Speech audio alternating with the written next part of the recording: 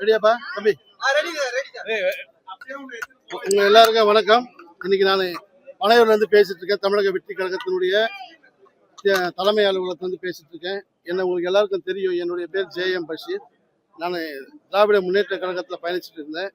நான் இதுக்கு முன்னாடியே புரட்சி தலைவி அம்மா இருக்கிறப்போ மாநில சிறுபான்மை பிரிவு இணை செயலாளராக என்ன பதவி அமர்த்தினாங்க. அதன் பிறகு எடப்பாடி பழனிசாமி வந்தவொடனே இஸ்லாமியர்களுக்கு மரியாதை கொடுக்கணும் கட்சியிலிருந்து விலகி நான் திராவிட முன்னேற்ற கழகத்தில் இணைஞ்சேன். பட் இன்னைக்கு சிஎம் முதலாக தமிழக சட்டமன்றத்தில் ஒரு முதல் உரையில இது ஒரு சிறுபான்மை அரசு தான், சிறுபான்மை மக்களுக்கு உண்டான அரசு தான் என்னைக்கு சொன்னாரோ அன்னைக்கே என்ன போன்ற இருக்கின்ற இஸ்லாமியர்கள் எல்லாம் இன்னைக்கு தாவேக்காவை நோக்கி வந்து கொண்டிருக்காங்க. இன்னைக்கு கூட என்னுடைய தலைமையில ஒரு 100 பேரை இணைச்சிருக்கேன். ஏன் இந்த தாவேக்களை நாங்களாம் இணைகிறோம்னு சொன்னா, இன்னைக்கு தமிழக முஸ்லிம்கள் எல்லாரும் பார்த்தீங்கன்னா காகித மில்லத்தை பெரும் தலைவராக நாங்கள் நினைச்சிட்டு இருக்கோம். இதுவரையிலும் கண்ணியமிக்க காகித மில்லத்தினுடைய கட்சியிலிருந்து ஒரு அமைச்சரை கூட இந்திய அரசியல் வரலாற்றில் தமிழகத்தில் கொடுத்ததே கிடையாது.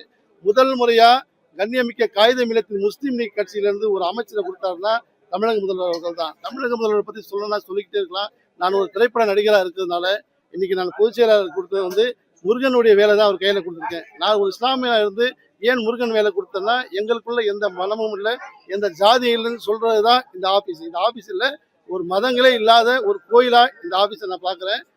இப்போ நான் இன்னும் ஒரு புத்தகத்தையும் கொடுத்தேன். டாக்டர் அம்பேத்கருடைய புத்தகம், ஆதவர்ஜன் சார் எழுதின அம்பேத்கர் என்ற புத்தகத்தை நான் கொடுத்துருக்கேன்.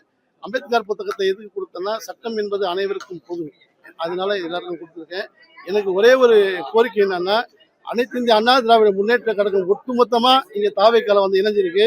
இன்னும் ஒரே ஒரு கோரிக்கை என் மனசுல இருக்கிறது அப்படியே நான் சொல்றேன். ஏன்னா இது ஃபுல்ஃபில் ஆகலன்னா OPS ஐயா ஓ பன்னீர்செல்வம் அவர்கள் திராவிட முன்னேற்ற கழகத்திலிருந்து விலகி அவர் MLA பதவி தொடர்ந்து தமிழக வெற்றி கழகத்தில் முதலமைச்சர் முன்னில நிச்சயமா அவர் சேர்ந்தார்னா மொத்த அதிமுகவும் ஒட்டுமொத்தமாக இங்கே வந்ததாக அர்த்தமாயிடும். என்னுடைய தாழ்மையான வேண்டுகோள், ஐயாவுக்கு என்னுடைய வேண்டுகோள் அதை வைக்கிறேன். நிச்சயமா அவரும் வந்துடுவார் நினைக்கிறேன்னா, புரட்சி தலைவர் எம்ஜிஆர், புரட்சி தலைவி அம்மா அவங்க 2 பேரையும் இன்னைக்கு வழி நடத்தி இன்னைக்கு போய் கொண்டிருக்கிற ஒரே கட்சி இந்த தாவேக்கா தான். இன்னைக்கு முதலமைச்சர் உலகத்திலே நீ சொல்றேன், உலகத்திலே புகழ்பெற்ற முதலமைச்சர் நம்ம தளபதி விஜய் அவர்கள் தான்.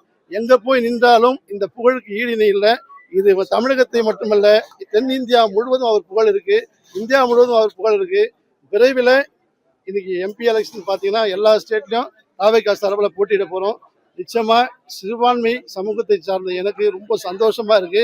முதலமைச்சர் எங்களை எல்லாம் பாதுகாத்து அரவணைச்சு நல்லபடியாக கொண்டு போவார்னு நினைக்கிறேன். இன்னைக்கு தான் தமிழ்நாட்டுக்கு ஒரு சுதந்திரம் அடைஞ்ச மாதிரி நான் ஃபீல் பண்றேன். நன்றி, வணக்கம். எல்லா மாநிலங்களிலும் நாடாளுமன்ற தேர்தலில் போட்டியிடுறதா சொல்றீங்க, அது எந்த அளவு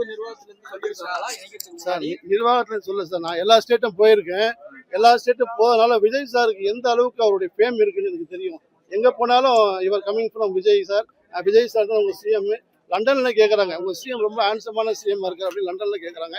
அவ்வளோ பெரிய ஃபேம் இருக்கக்கூடிய ஒரு முதலமைச்சர் நம்மளுக்கு இருக்கிறதுனால இன்னைக்கு கேரளாவில் பார்த்தீங்கன்னா அவருக்கு அவ்வளோ சப்போர்ட் இருக்கு. கேரளாவில் இப்போ கட்சி தொடங்கியிருக்காங்க, கேரளாவில் நிர்வாகம் போட்டிருக்காங்க, ஆந்திராவில் போட்டிருக்காங்க, கர்நாடகாவில் போட்டிருக்காங்க. அதனால இந்த இதை இந்தியா முழுவதும் நிச்சயமா பரவும்னு என்னுடைய விருப்பம் சார். கண்டிப்பா. தேங்க்யூ.